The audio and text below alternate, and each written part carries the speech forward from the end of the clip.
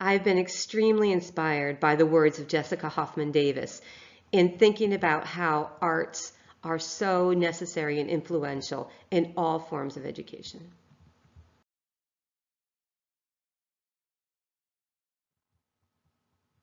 Sometimes illustrations clearly are better than words at expressing a feeling or to explain a story.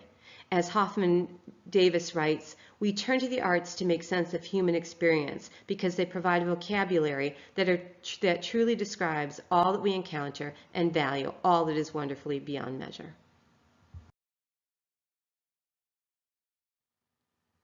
As Davis writes, educators are tasked with many challenges in the classroom, and one is to inspire passion in industry and students so that they are self-motivated and excited about learning, about being creative in their learning. The connection and community aspect is about students working together and to be able to communicate and express what they are thinking. And the difference in respect aspect is when students learn to communicate with one another, to accept others for their various opinions, and to combine the differences of opinions into a greater whole. The process and reflection aspect is the most important, where students and teachers alike think about what they're thinking, think about the next question, instead of just coming up with a final solution.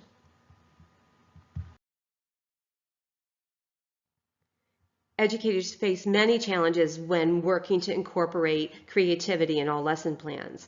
As Davis commented, time, acceptance, perception, and resources are all issues that need to be managed, but are totally manageable.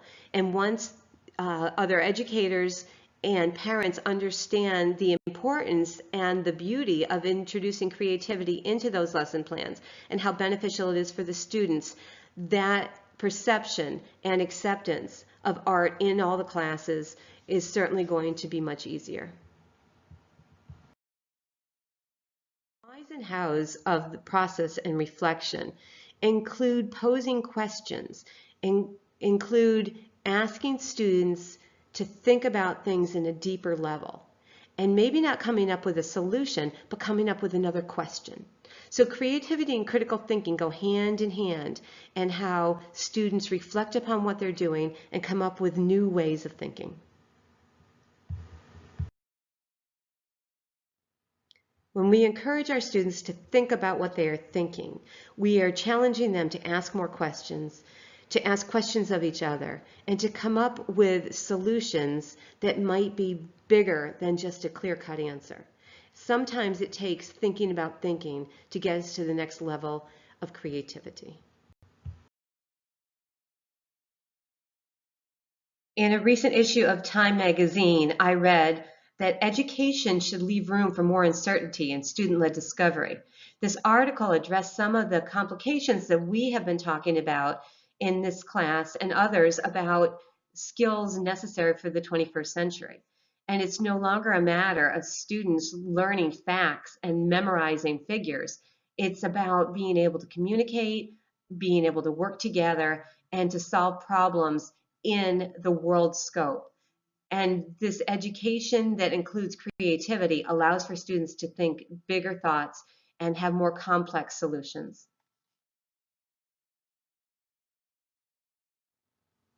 In Helen Hume's book, The Art Teacher's Survival Guide, there are so many great lesson plans, and they incorporate different classes, whether it's English or social studies or science. Helen Hume knows exactly what Jessica Hoffman Davis has been saying, that students can be encouraged to come up with creative solutions and can be extremely inventive when their higher order thinking skills are challenged.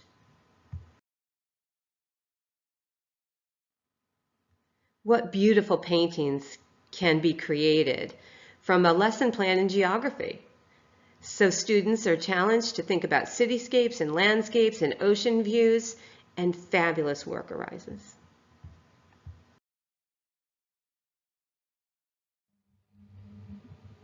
And the creative process, of course, helps teachers as well as students.